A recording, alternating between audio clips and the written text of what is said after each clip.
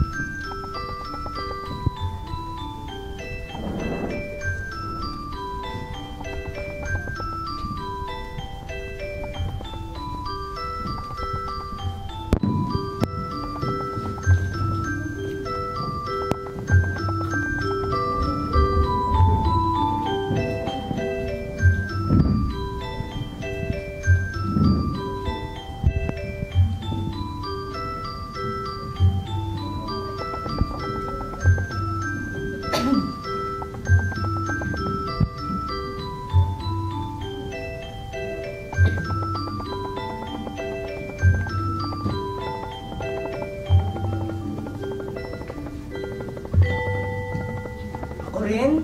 Tinakot mo ako! Akala ko siya na yun eh. Sino? Si Gudo! Eh, hangin lang sa talaiban. Sinusumpa ako na karinig ko pa mga sigawan. Ba't naman sa sisigaw? Sa mga kabayo niya. Ah, gutom na ako! Ay, gusto mo na karot? Yun na ba meron? May karot pa ako at saka labanos.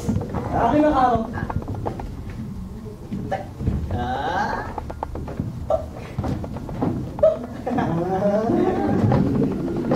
Labanos to! Patawad! Patawad! Akala ko talaga karot. Dali, tingnan ko. Oh, labanos! Kinain mo na yata ulit piraso eh. Teka, ay. Ito, meron pa. Ayan ang pangga. Oh, tatagalin mo yan ha. Yan ang ulit piraso.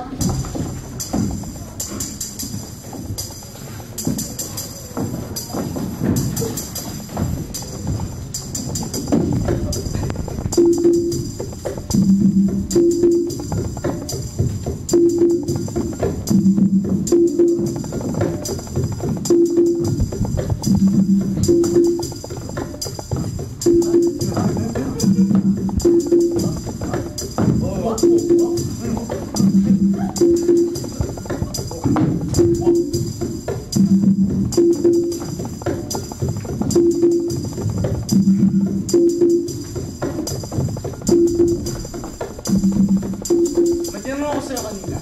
Ha? Sumagot ka ba? Gusto yung karot? Ito, karot pa rin. Mabuti, mabuti. Ano nga gusto mo malaman? Nakalimutan ko na nga eh. Nakakainis.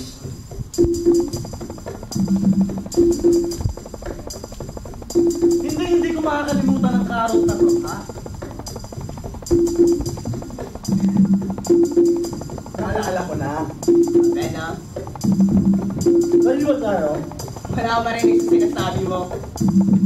Tinanong ko kung tali ba tayo. Tali? Ano ibig mong sabihin tali? Tali! Tali? Kanino? Nino? Ano ba ako? Diyan sa ombre mo. Kay Gudo? Tali kay Gudo? Aba, syempre! So ngayon, Pangalan niya, Godo. sa tingin ko, Biruin mo nga naman. Pag mas lalo mo kainin, mas lalo sumasamang lasa. ay para sa akin baliktad. Ibig sabihin, Na nakakasanayan ko ang putek habang tumatagal. yung bang kabalitaran? Wala ka naman gan. Basta pinira pag umugali. Ng pagkatao, Ano magagawa yan? wala nang silbi pang makipagsapalaran, ha? Kung ano ka, yun ka. Wala nang kwenta pa ang pumiglas. Hindi naman nagbabago ang esensya. Wala nang magagawa pa. Ha? Gusto mo simutin? Abante!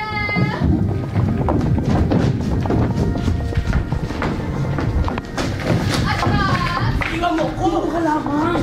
Ingat ka sa labahiran sa mga estranghero. Siya na ba yan? Si Oh! Pinakikilala ko ang aking sarili. Ako si Kozo. Hindi, no? Sabi niya, Godo. Hindi nga. Sir! Kayo ba si Mr. Godo? Sir! Ako si Kozo. Kozo? Bozo! Bozo! Gozo! Bozo!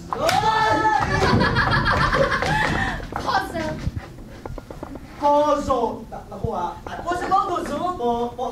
Poso. Tingnan natin na po. Wala tayo. Ako may kilala ko, Gozo. Yung pangalan, yung may tuloy yung kilala. Hindi kami taga rito. Sir! Pero mga tao pa rin kayo.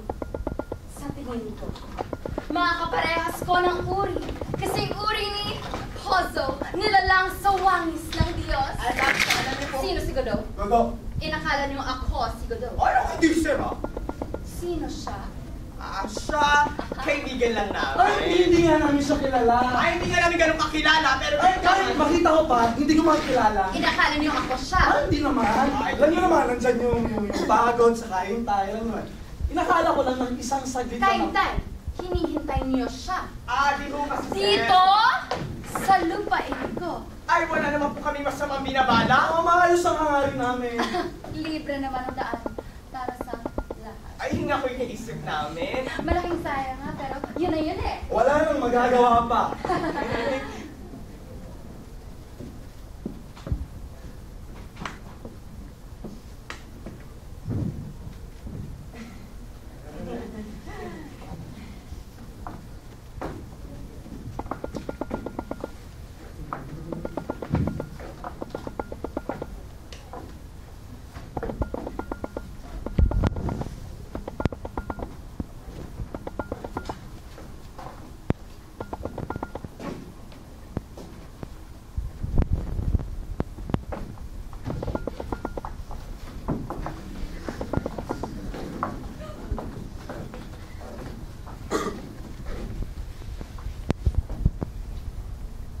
Samantala, walang nangyayari. Ay, naiinip ka. Medyo. At kayo, senyores. Mas naingganya ko dati. Ay, salamat mga Ginoo at kayo'y naging mapitagan sa akin. Naku, hindi Ano naman. ba naman yan?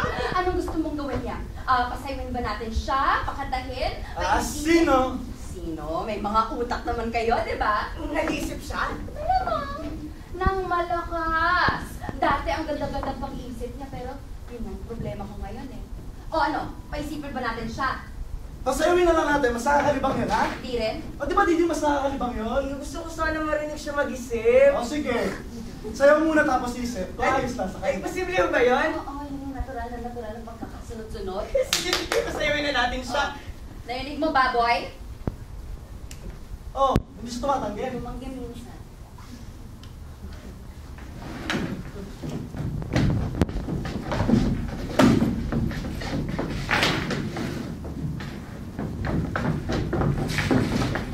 Sayaw, Gusabos.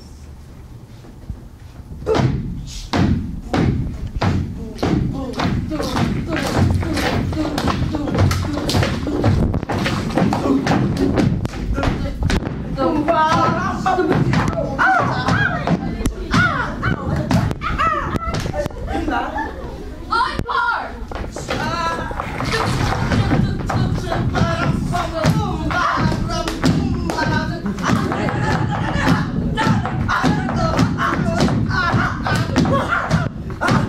Kaya ko rin yan. Didi! Gato! Tabi!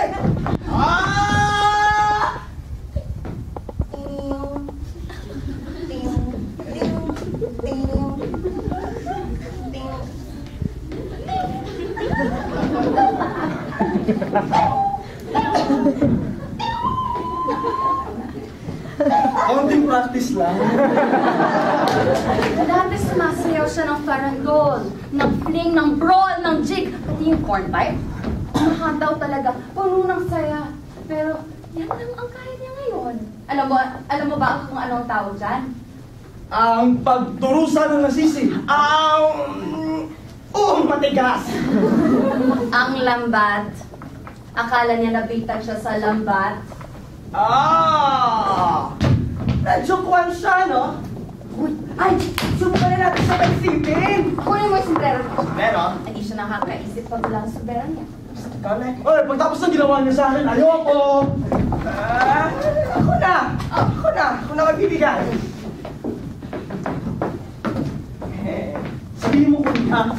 Hoy, sabihin mo kunin ha? Dapat ilagay mo sa ulo niya.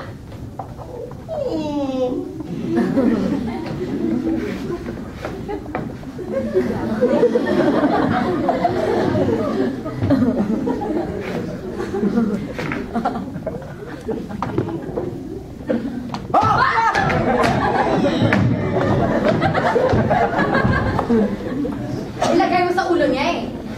Una! Oh. Saan lalagay?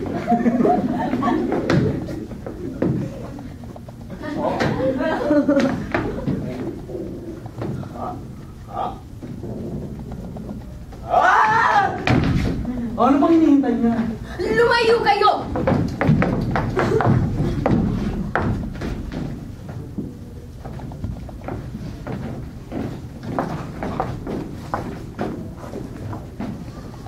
Isip, baboy. Ay, dito. Vuelta. Abante. Hinto. Isip. Sa kabilang dako patungkol sa... Kaya ito, dito. Vuelta. Abante. Hinto. Isip.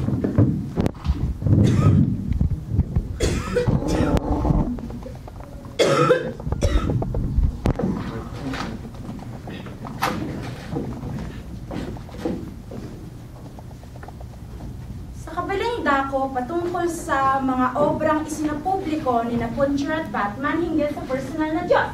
Kwa, kwa, kwa, kwa, kwa, na may puting balbas. Kwa, kwa, kwa, kwa, kwa, sa labas ng panahon walang hanggang mula sa itaas ng banal na apatya, banal na atambya, banal na aphasia, nagmamahal sa ating tunay. Maliban sa ilan sa mga kadahilanang hindi malalaman, ngunit oras ang magsisiwalat. At nagdurusa gaya ng banal na si Miranda. Kasama nila sa mga kadahilanang hindi malalaman, ngunit oras ang magsisiwalat. Ay nalulugmok sa pagdurusa, nalulugmok sa apoy, sa mga pagbabaga ng apoy. At sino magdududa roon? Ito'y apoy ng langit. Ibig sabihin, sasabog ang impyerno sa langit. Nabughaw at mahinahon, napakahinahon sa kahinahonang, bagamat paudlot-udlot, ay mas maigi pa rin kaysa kawalan. Ngunit, hindi agaran. At bukod pa ron ay resulta ng mga pagsusumikap na hindi pa nagwawakas. Dinakila ng akademya, ng anthropometria, ng esaposi ni Tess Stewart Cunard, na patunayan ng walang kaduda-duda sa lahat ng ibang duda kaysa nung kumakapit sa mga pagsusumikap ng tao bilang resulta ng mga pagsusumikap ni Tess Stewart Cunard na hindi pa rin nagwawakas.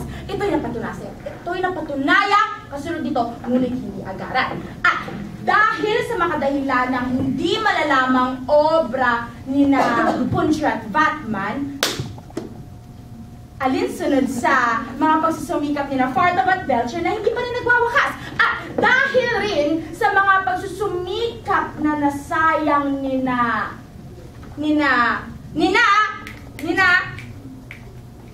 Tessio at Cunard, napatunayan ang walang kaduda-duda sa lahat ng ibang duda na ang tao sa esi ni Tessio at Cunard, na ang tao sa madaling sabi, bagaman may mga pagsulong ng eliminasyon at depikasyon, dumi at tagoy, kaalinsabay yun, kasabay iyon, at higit pa ron ay dahil sa mga dahilanang hindi malalaman, bagaman may mga pagsulong na ang kulturang pisikal.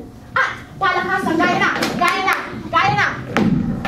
tennis, football, pagtakbo, pagbibisikleta, pagsakay, pag-isip ng ikikilos, pagbato, pag-i-skating, pagtitennis ng iba-ibang uring kamatayan. Paglipad, paglutang ng iba-ibang uring tennis at hockey, na iba-ibang uring taglagas, tag-init, taglamig, ng iba-ibang uring penicillin at succedanea. Sa madaling sabi, ako'y magpapatuloy sa paglipad, pag-alimbay, at pag-ugol sa siyam at 18 butas, lahat ng uri ng tennis.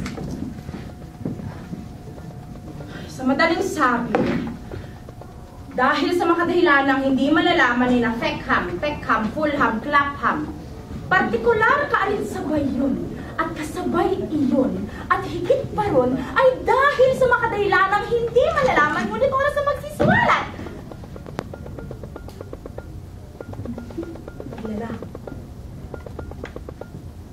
Ako'y magpapatuloy kina Fulham, Clapham sa madaling sabi ang patay, na wala ang isa mula nang mamatay si Obispo Berkeley sa saliw ng 1 pulgada, 4 na onsa humigit kumulang sa pinakaultimong desimal. Mabuting forma, mabuting sukat, sa paang nakamedyas sa Kunimara.